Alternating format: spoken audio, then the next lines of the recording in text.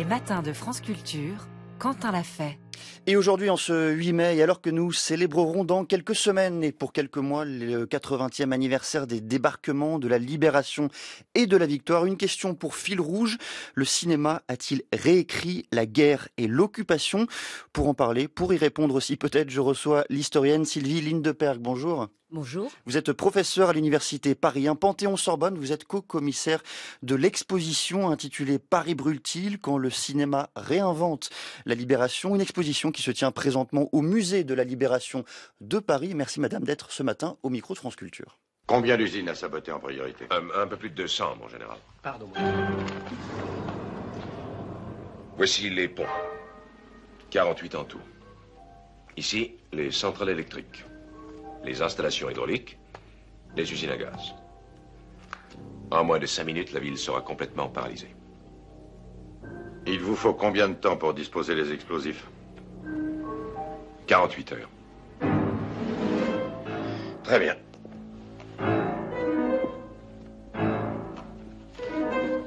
Mon général, est-ce qu'il faut également prévoir la destruction des monuments historiques? Notre-Dame, le Louvre? Tout. Mais vous n'entreprendrez rien sans mon ordre écrit. Bien, mon général. Je n'aurais jamais imaginé qu'un jour je me trouverais chargé de préparer la destruction de toute une ville. Ça, vous en aviez pourtant l'habitude en Russie. Sans doute, mon général, mais jamais sur une telle échelle. C'est exact.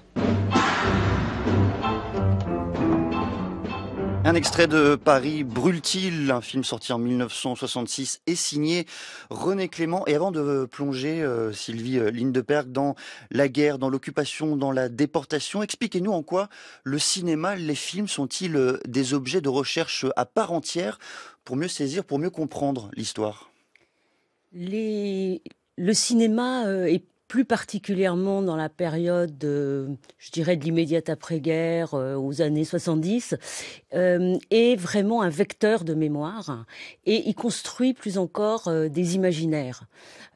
Et travailler sur ces films, et notamment sur la fabrication des films, permet de lire les enjeux multiples qui sont cristallisés autour de la réécriture, de la représentation du passé, et des enjeux qui sont toujours évidemment en lien avec l'histoire du temps présent. Ce que vous nous dites, dans le fond, c'est que ces films nous renseignent plus sur la mémoire et les représentations qui entourent ce dont ces films parlent, que l'objet même qu'ils évoquent. Au fond, on se renseigne plus sur l'histoire et la mémoire de la Seconde Guerre mondiale, plus que sur la guerre elle-même? Oui, au fur et à mesure qu'on s'éloigne de l'événement, on peut presque dire que le cinéma fait écran à l'histoire et dans le même temps, il agit sur l'histoire, puisque c'est aussi un vecteur non seulement de mémoire, mais aussi de mobilisation. Est-ce que dans ce domaine de la recherche en histoire, la distinction un peu classique entre la fiction et le documentaire vous paraît pertinente, ou vous prenez ces deux registres, ces deux champs de la même manière?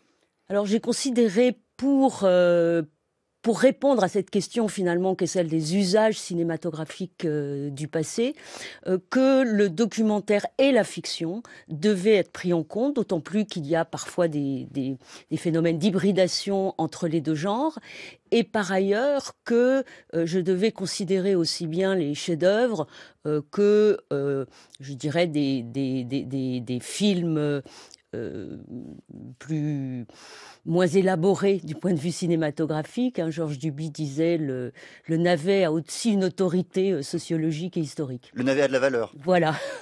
Henri Rousseau relève dans son livre Le syndrome de Vichy, qui a paru en 1987, il relève près de 200 films sur le sujet de la Seconde Guerre mondiale entre 1944 et 1986. C'est 7% de la production annuelle de films en France. On le verra d'ailleurs, c'est une production irrégulière à travers les années et les décennies. Mais comment comprendre l'importance de cette proportion? Qu'est-ce que ça raconte du rapport entre la France et la mémoire de la guerre? Alors, la production est considérable. Et elle l'est plus encore à certains moments. Et cette production dépend aussi du choix qu'on fait du passé. Et notamment, lorsqu'il s'agit du passé héroïque, il y a à certains moments des fortes vagues de films consacrés à la guerre. Alors, la France a eu à régler un certain nombre de de questions vitales, puisque c'était un pays complètement délité au sortir de la guerre. Et le cinéma a vraiment servi à ressouder la communauté nationale. Et puis, c'était également un outil de légitimation politique. Et pour cette raison, de très nombreux films ont été faits dans les années d'après-guerre. Mais par la suite, tous les événements qui avaient été occultés ont refait surface, notamment dans les années 70. Donc c'est une espèce de jeu à la fois dans le choix du passé, mais également dans la manière dont le cinéma va finalement mobiliser des imaginaires multiples. Alors justement, tentons de retracer, de remonter ce chemin que vous venez d'évoquer, Sylvie Lindeperg, juste après la guerre. On est en 1946. 22 films sont sortis au sujet de la Seconde Guerre mondiale, dont la moitié sont des montages d'archives. À ce moment-là, quelle est la fonction du cinéma quand on l'observe avec le recul? Est-ce que c'est de consolider le mythe de la France résistance déjà? Oui, il y a vraiment un consensus historiciste autour du choix du passé, un passé qui est limité finalement à son versant héroïque. Le deuxième point commun à tous les films de cette période-là, c'est que ils sont pris dans une bataille de mémoire entre les gaullistes et les communistes qui ont leur propre institutions de production. D'un côté, le cinématographique aux armées, qui réalise des documentaires qui vont vraiment fixer le mythe gaullien, mais aussi la geste du général de Gaulle et de la France libre.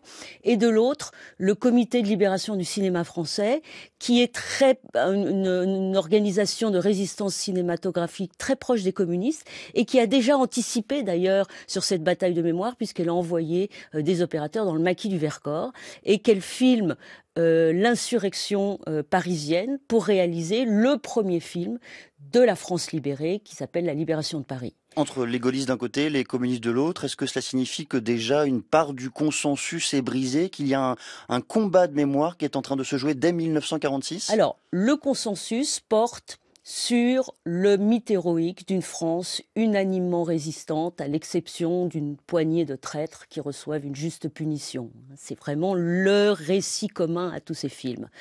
En revanche, il y a de fait une bataille de mémoire, une bataille pour la légitimité politique qui va s'exprimer à travers une redéfinition du rôle des uns et des autres.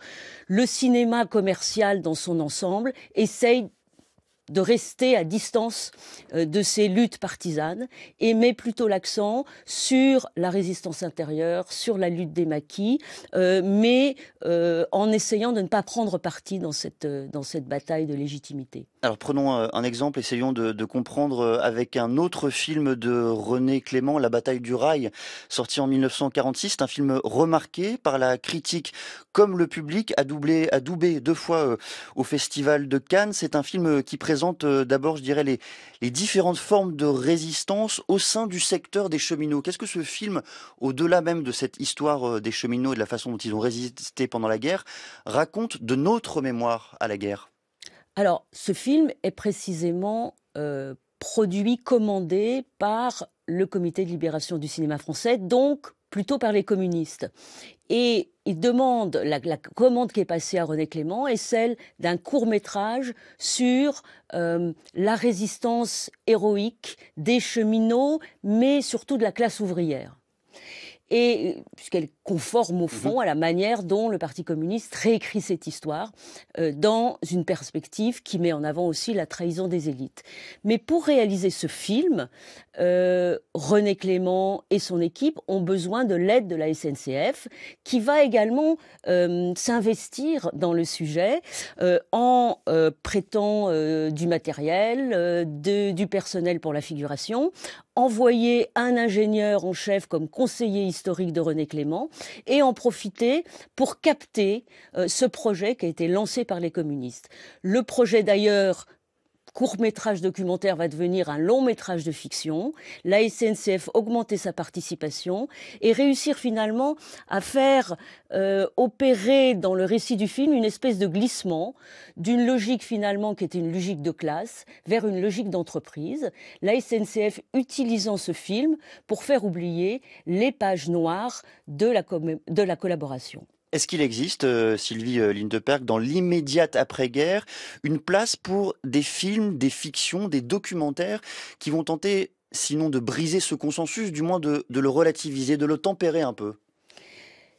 Ils sont extrêmement rares dans cette période-là parce que le consensus est très fort et partagé non seulement par les politiques, mais également par les producteurs, qui considèrent que les spectateurs attendent de pouvoir adhérer à un récit, à cette espèce de grand roman national qui est mis en place par le cinéma, qui va permettre d'une certaine manière de cautériser toutes les blessures. Et donc certains projets vont finalement être abandonnés pour ces raisons-là. Et j'ajoute que la résistance va également exercer un contrôle sur les premiers films réalisés dans les années 44-46. Est-ce qu'il ne faut pas aussi relativiser l'idée selon laquelle tout serait commande au fond du pouvoir public, comme si les producteurs, les acteurs n'adhéraient pas eux-mêmes à ce consensus?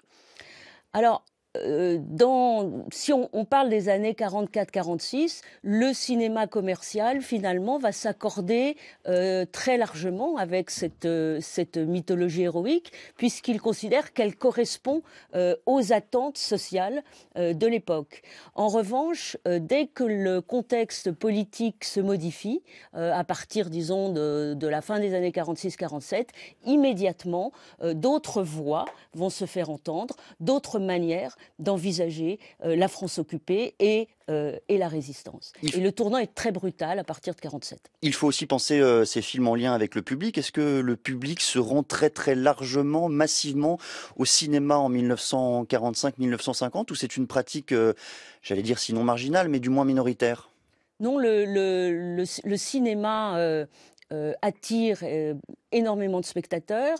Par ailleurs, les Français ont été privés du cinéma américain, donc ils vont aussi en salle pour voir des films américains. Mais on parlait tout à l'heure de la Bataille du Rail. La Bataille du Rail est un grand succès critique et populaire. On va poursuivre avec vous, Sylvie Lindeperg, cette discussion, remonter le fil du temps et le lien entre cinéma et Seconde Guerre mondiale à partir de 8h20. Je rappelle que vous êtes professeur à l'Université Paris 1 Panthéon-Sorbonne, co-commissaire de cette exposition qui se tient présentement au Musée de la Libération de Paris. Une exposition intitulée « Paris brûle-t-il quand le cinéma réinvente la libération ». 6h30, 9h, les matins de France Culture. Quentin l'a fait.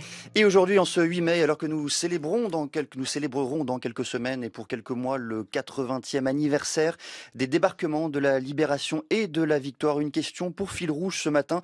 Le cinéma a-t-il réécrit la guerre et l'occupation?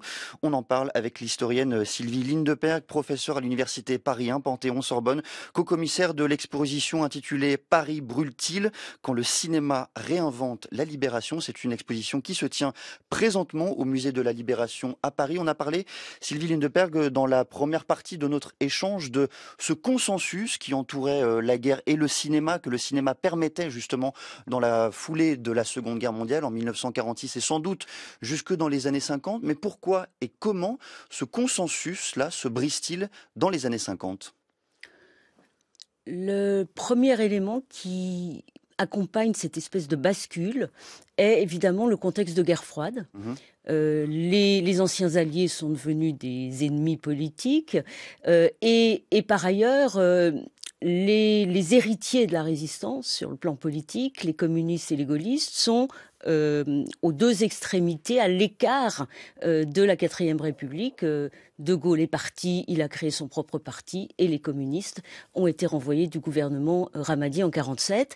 Et donc, ceux qui portaient véritablement cet héritage et essayer de capitaliser sur leur engagement dans la résistance, sont désormais un peu écartés du pouvoir.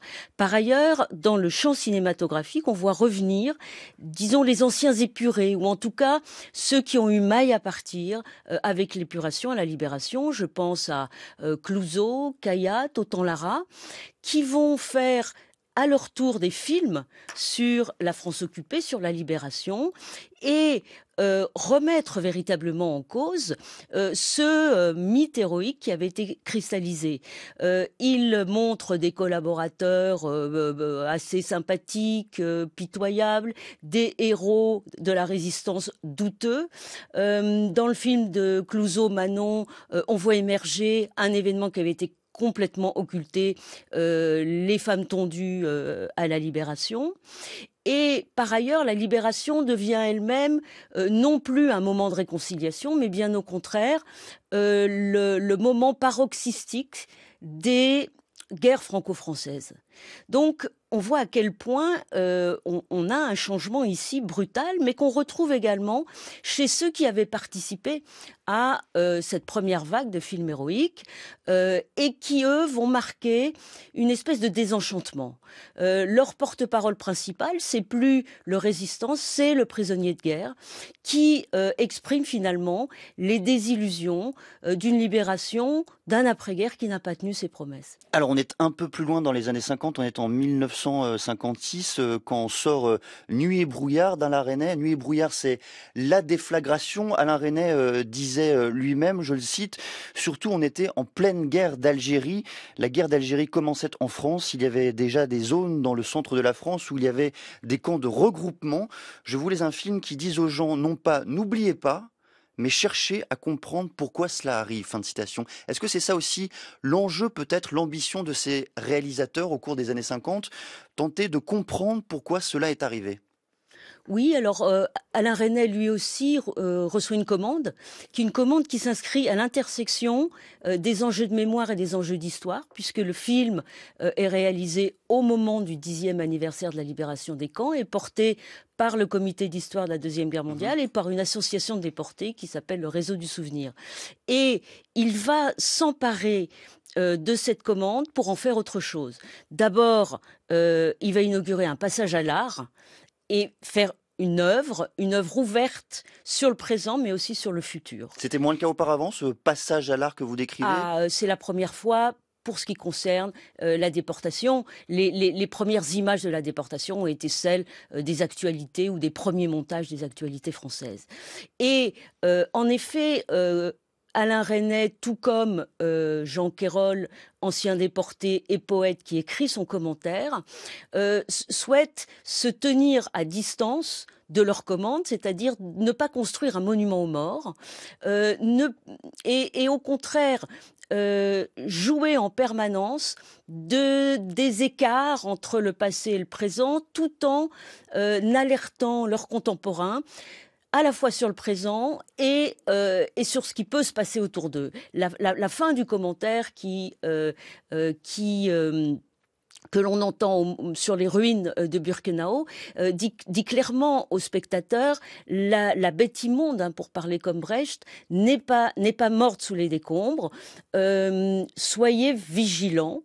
Et il y a cette idée que le film doit être un dispositif d'alerte qui permette en permanence aux spectateurs, à travers les époques, à penser leur présent, y compris en termes politiques.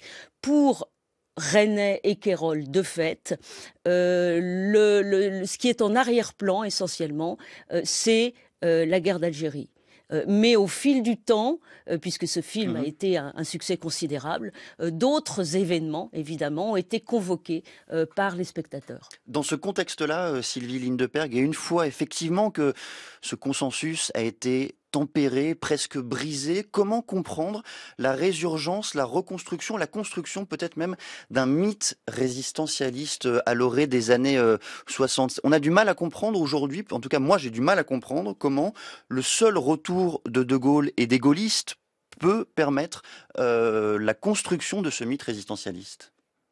et pourtant c'est le cas. C'est-à-dire que, de fait, dès le retour au pouvoir du général de Gaulle en 58, à partir de la fin des années 50, on assiste vraiment à une nouvelle vague de films sur la résistance qui est extrêmement impressionnante et qui, contrairement à ce qui se passait à la Libération, est générée par le cinéma commercial. Il n'y a plus de pôle institutionnel qui s'empare du passé. Et on assiste vraiment à un moment de réenchantement pour la résistance, qui avait été pratiquement abandonnée jusqu'ici. Et cette résistance, là encore, elle est redéfinie. C'est pas une reproduction à l'identique de ce qui s'était passé à la Libération. Au moment de la Libération, alors le point commun, de fait, c'est ce retour de ce mythe héroïque d'une France très largement engagée dans la résistance. Mais il y a également des différences tout à fait notables. D'abord, le cinéma de l'immédiate après-guerre mettait plutôt l'accent sur la résistance intérieure, sur les maquis. Le cinéma de la période, disons, de la République gaulienne, pour le dire vite, s'intéresse quand même, au moins à part égale, à la France libre, et change aussi sa philosophie de l'histoire. L'immédiate après-guerre, c'est vraiment cette espèce de moment prométhéen autour d'un peuple en armes, de la croyance dans les lendemains qui chantent, d'un investissement collectif. La philosophie de l'histoire de cette période-là, elle se calque finalement sur la figure au pouvoir, sur cette espèce de confusion entre l'homme du 18 juin et le président de la République, et elle met vraiment l'accent sur le culte des héros, de l'homme providentiel. Mais je reviens quand même sur la construction de ce mythe résistentialiste. C'est une chose le changement de régime, c'est une chose le discours de Gaulle et des gaullistes, mais comment comprendre que des réalisateurs, des producteurs libres quand même, j'allais dire, se fondent dans ce moule-là? Parce qu'ils sentent... Alors, il y a deux périodes. Il y a vraiment le moment... Alors, le général de Gaulle, dès son retour, va instrumentaliser la période de la Seconde Guerre mondiale pour légitimer son retour au pouvoir, et il le fait par différents canaux de transmission qui sont les discours, le cérémonial, mais aussi la télévision. Et l'ORTF a joué un rôle absolument considérable. D'une certaine manière, je pense qu'elle va donner l'exemple. On ne compte plus les émissions de télévision qui vont convoquer la Seconde Guerre mondiale.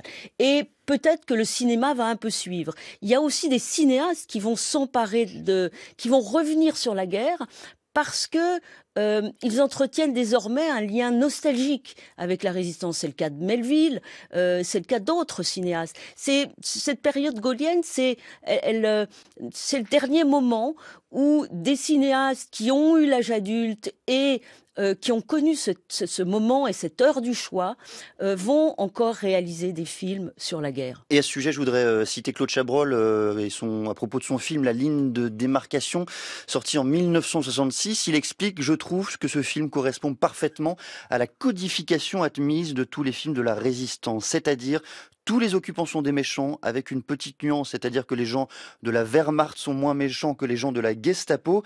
Et bien entendu, toute la France est résistante, à l'exception de quelques salauds, de quelques idiots.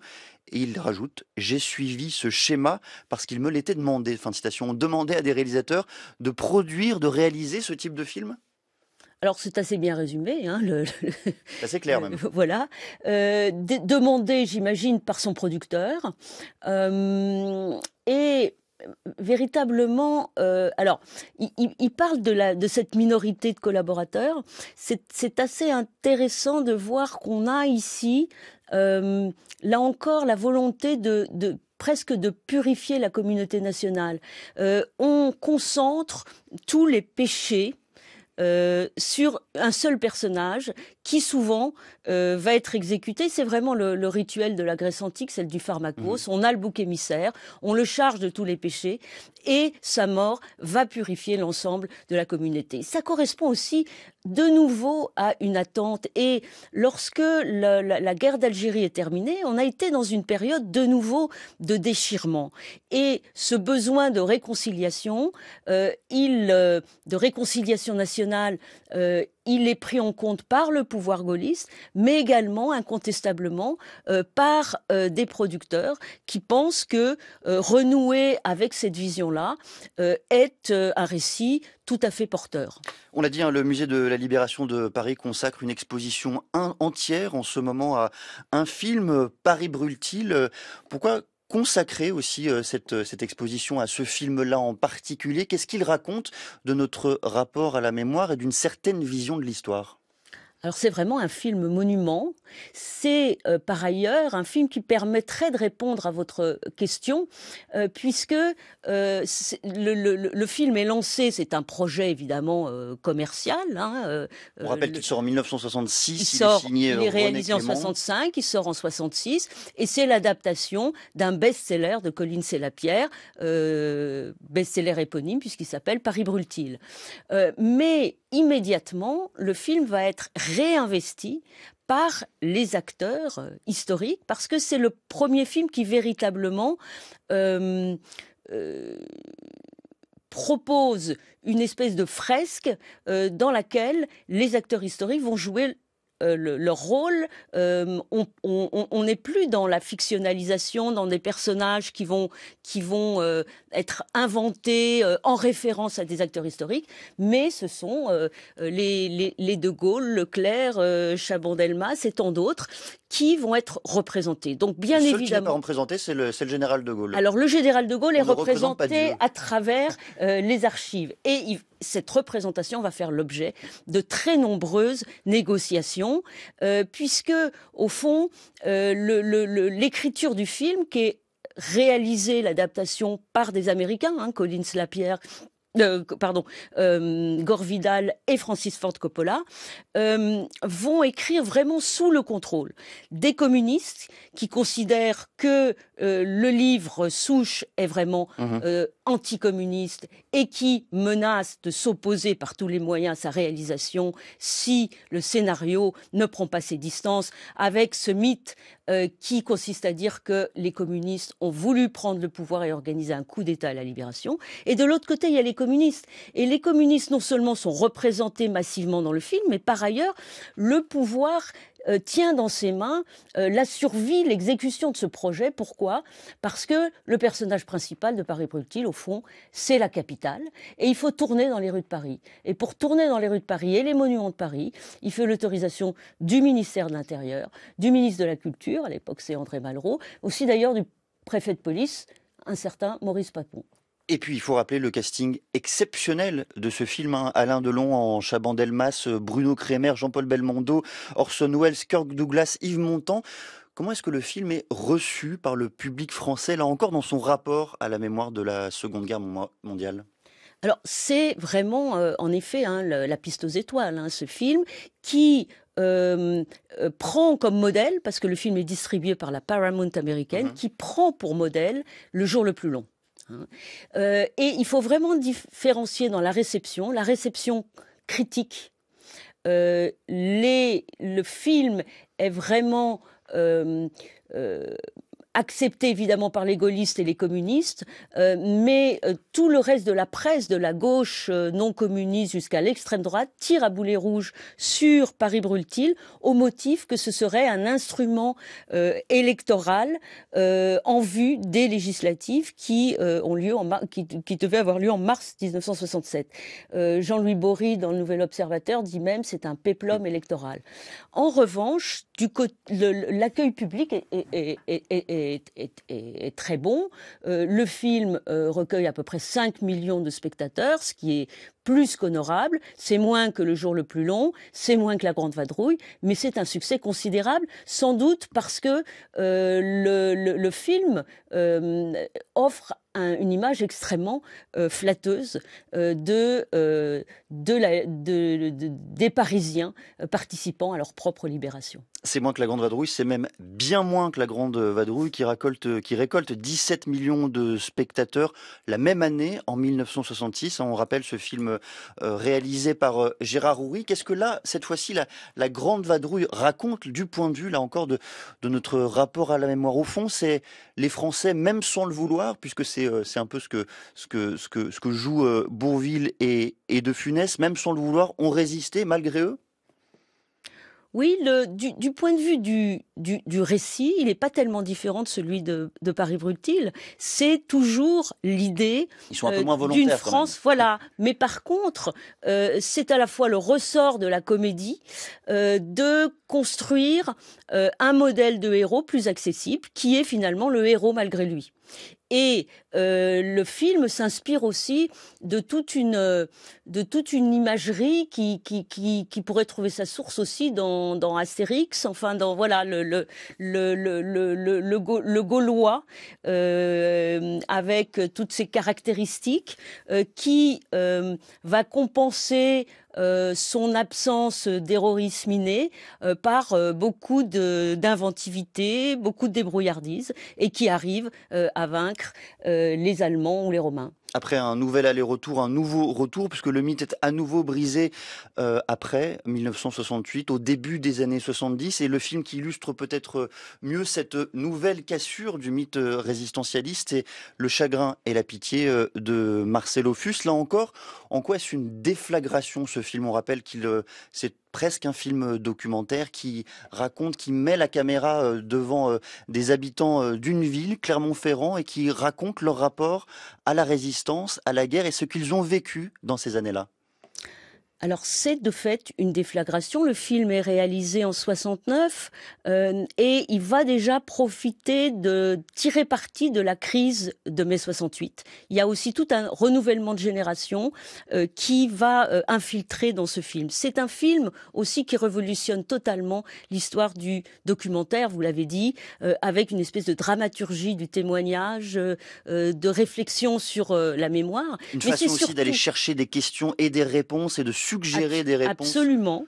Et par ailleurs, c'est un film qui est quand même une machine de guerre, précisément, non contre le gaullisme, mais contre la construction gaulienne de l'histoire de la Seconde Guerre mondiale, cette idée aussi de l'homme prévidentiel. Et finalement, Ophuls va essayer de remplir tous les espaces laissés blancs par le cinéma de la période antérieure, en évoquant tous ces sujets qui ont été oubliés, les guerres franco-françaises, y compris celle de la Libération, la collaboration d'État, l'antisémitisme. Vous avez mentionné qu'il s'agissait d'une nouvelle génération qui avait entouré, soutenu, accompagné la création de ce film. Il y a la génération précédente qui est beaucoup plus réticente lorsque ce film sort. Simone Veil explique, elle dénonce même que ce film est psychologiquement pernicieux, car il montre une France lâche, égoïste, méchante. Germaine Tillon estime que le documentaire montre le profil d'un pays hideux qui n'est pas ressemblant.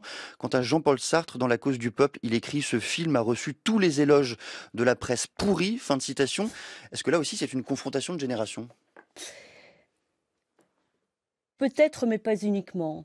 C'est-à-dire que je pense que le chagrin et la pitié, par cette génération, n'est pas compris effectivement comme pour ce qu'il offre, c'est-à-dire un moment de rupture évidemment brutal. Barthes disait que pour combattre un mythe, il faut en produire un autre, un contre-mythe, qui montre que le premier était une espèce de naïveté. Et c'est aussi ça qui se joue dans Le chagrin et la pitié, et qui est favorisé de fait par une génération qui veut interpeller ses aînés. Mais dans le même temps, très vite, Le chagrin et la pitié va créer aussi une vulgate qui laisse de côté et qui fait oublier l'engagement d'un certain nombre de résistants, et en particulier d'ailleurs les résistants gaullistes ou communistes qui sont moins bien traités dans le film. On a parlé, Sylvie Lindeperg, de la guerre, de la collaboration, on a parlé de l'occupation. Est-ce que la mémoire de la Shoah suit, j'allais dire, un chemin similaire dans la façon dont elle est cristallisée, créée et dans ces allers-retours que l'on vient de décrire? Non, Je reprendrai plutôt l'image d'un balancier. On a parlé tout à l'heure de Nuit et brouillard. Avec Nuit et brouillard, le balancier était fixé du côté du système concentrationnaire, de la déportation des résistants. À partir de la fin des années 70, va émerger de manière puissante, en France mais aussi dans d'autres pays, cette mémoire relativement enfouie de l'extermination des Juifs. Et à partir de ce moment-là, elle va dominer non seulement dans le choix des sujets, mais également dans la manière d'interpréter l'histoire. Avec la montée en puissance, alors bien sûr, il y a des jalons fondamentaux. La sortie de Holocauste en 79 en France, du feuilleton de Marvin Chomsky, Shoah en 85, donc avec un grand écart évidemment sur les formes de ces films. Mais dans le même temps, ces films permettent de faire émerger un événement qui va dominer désormais sur tous les autres et qui va souvent être relayé autour d'un certain nombre de poncifs comme le devoir de mémoire et également avec une appréhension très morale de l'histoire de la Seconde Guerre mondiale. On va aussi voir progressivement les victimes prendre l'ascendant sur la représentation des héros. Est-ce que aujourd'hui, année où les Manouchians ont été panthéonisés, la mémoire, j'allais dire, est complète du point de vue du cinéma? Est-ce que tout a été traité ou est-ce qu'il demeure encore des angles morts? On pourrait en trouver encore, sans doute la question par exemple de l'internement des tziganes en France, le sort des STO qui a sans doute fait l'objet de documentaires mais pas vraiment de fiction, le rôle des tirailleurs sénégalais dans la deuxième DB. Et bien d'autres sujets, sans doute. Merci beaucoup, Sylvie Lindeperg. Je rappelle que vous êtes professeure à l'Université Paris 1 Panthéon-Sorbonne, co-commissaire de cette exposition qui se tient présentement au Musée de la Libération de Paris. Une exposition intitulée Paris brûle-t-il quand le cinéma réinvente la libération. Et vous m'aviez demandé tout à l'heure si je faisais un peu de guitare et si je m'étais entraîné sur Jeux interdits. Alors, quelques notes. Merci.